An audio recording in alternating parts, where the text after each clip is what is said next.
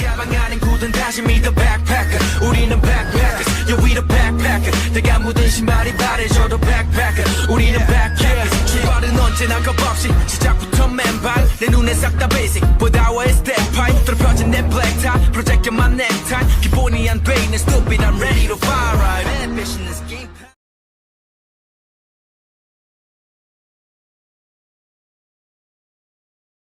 Judul jurnal yang akan direview pada hari ini yaitu Penganggaran Modal dalam Pengambilan Keputusan Jangka Panjang yang ditulis oleh Reza Zatira, Dimas Jaka, dan Endri Purnomo.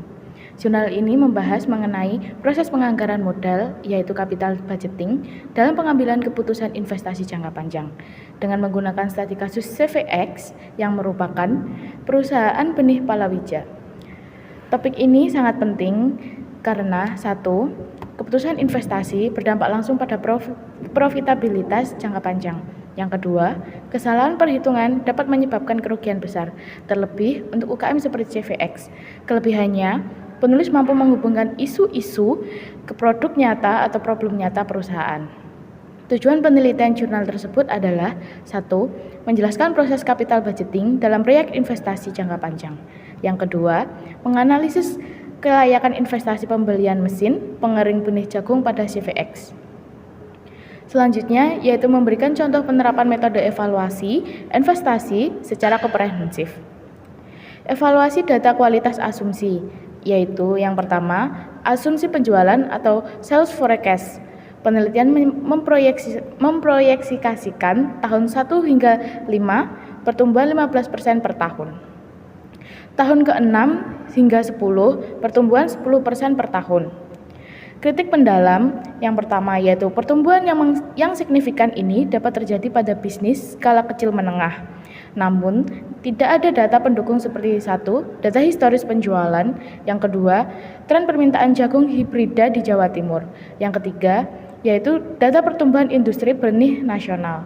Risikonya, jika pertumbuhan aktual hanya sekitar 5-7%, maka 1. NPV dapat turun drastis. Yang kedua, IRR mungkin mendekati atau bahkan di bawah WACC.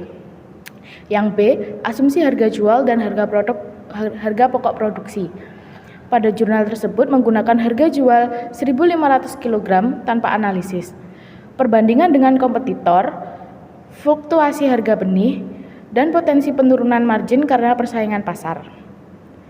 Di sektor pertanian, harga benih dipengaruhi oleh curah hujan, panen petani, permintaan musiman, kebijakan pemerintah, dan ketidakpastian ini dapat diakomodasikan. Yang C, yaitu kenaikan biaya operasional. Biaya operasional sendiri diasumsikan naik hingga 7% per tahunnya. Kritik ini tidak dijelaskan dasarnya 7% tersebut termasuk dalam inflasi umum, kenaikan BBM, atau kenaikan UMR. Sedangkan UMR cenderung naik 5 hingga 12% per tahun tergantung daerah. Jika inflasi tersebut naik menjadi 10 hingga 12%, biaya operasional dapat meningkat lebih cepat daripada pendapatan profit atau dapat turun.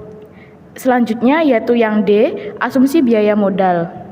WACC dihitung 10,8% dengan komponen hutang 60%, bunga 13%, modal sendiri 40% dengan opportunity cost 7,75%. Kelemahan kritisnya yaitu tidak mempertimbangkan risiko usaha, beta terutama, tidak mempertimbangkan struktur modal optimal perusahaan. Selanjutnya tidak mempertimbangkan kemungkinan kenaikan suku bunga bank yang cukup sering terjadi di Indonesia. Jika suku bunga naik menjadi 14-15%, maka DPP dan IRR akan berubah dan mungkin melemahkan kelayakan proyek. Baik, selanjutnya, penulis menggunakan 4 metode evaluasi investasi yang sangat standar dan umum dalam corporate finance. Di antaranya, yang pertama, payback period atau PP, yang kedua, discount payback period atau DPP, yang ketiga, net present value atau NPV, dan yang keempat, internal rate of return atau IRR. Penggunaan PP dan DPP cocok untuk melihat risiko likuiditas dan waktu pengembalian modal. NPV adalah metode paling kuat secara teoritis karena memperhitungkan nilai waktu, uang, dan mencerminkan value creation. IRR memberikan informasi tingkat pengembalian secara presentase dan mudah. Dari metode evaluasi di atas, analisis hasil perhitungan dan implikasi keputusannya yaitu yang pertama, hasil payback period PP selama 3 tahun, 2 bulan, 5 hari lebih cepat dari ambang batas perusahaan yang biasanya 5 tahun. Artinya, proyek memiliki risiko rendah berdasarkan kecepatan pengembalian modal, likuiditas perusahaan terjaga, dan yang kedua, hasil diskon payback period atau DPP ini berlangsung selama 3 tahun, 10 bulan, 21 hari. Artinya, setelah memperhitungkan biaya modal sebesar 10,8%, proyek tetap cepat kembali. Proyek relatif aman meskipun ada beban bunga dan biaya modal. Selanjutnya hasil dari NPV. NPV menghasilkan positif 1,65 miliar rupiah. NPV positif menandakan proyek menghasilkan value creation yaitu yang pertama, PV arus kas masuk lebih besar daripada investasi awal. Dan yang kedua, proyek menambah kekayaan pemilik. Dan yang ketiga, semakin tinggi NPV, maka semakin menguntungkan perusahaan. Yang keempat, hasil dari IRR. IRR menghasilkan 21,70% dengan cost of capital sebesar 10,80%. Karena IRR lebih besar dari WACC, maka proyek menghasilkan tingkat pengembalian hampir 2 kali lipat biaya modal.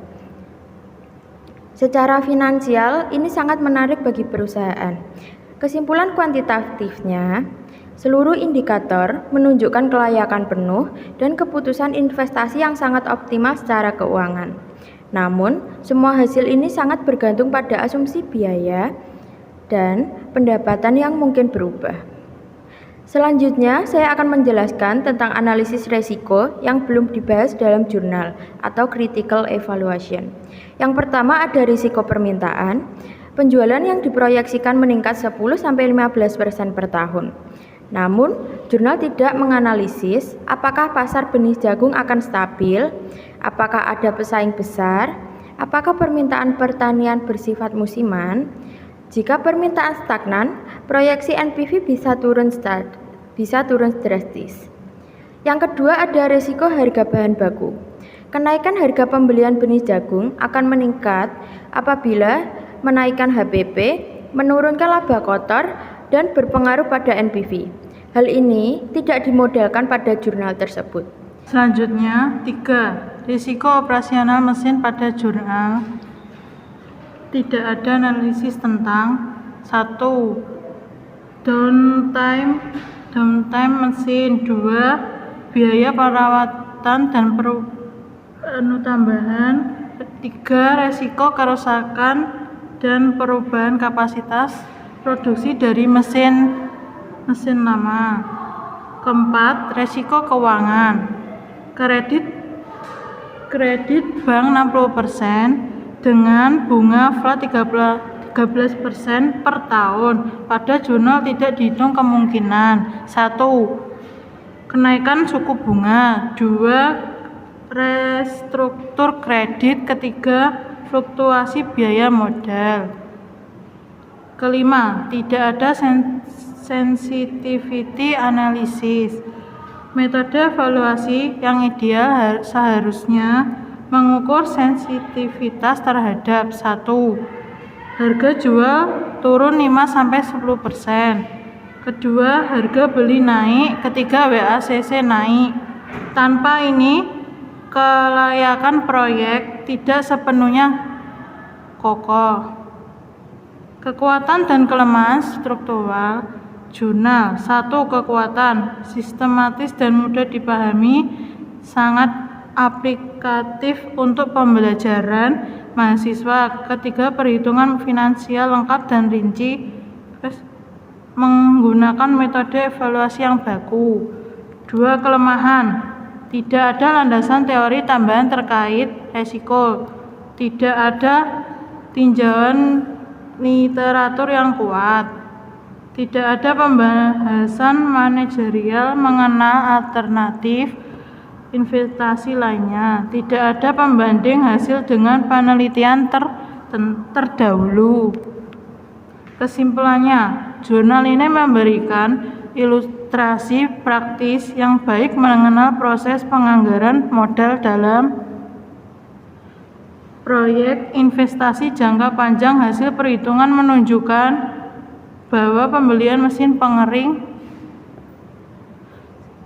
benih jagung pada CVX adalah proyek feasible berdasarkan PP, DPP, NPV, dan IPR. Meskipun demikian, jurnal akan lebih komprehensif jika disertai analisis risiko dan sensitivitas.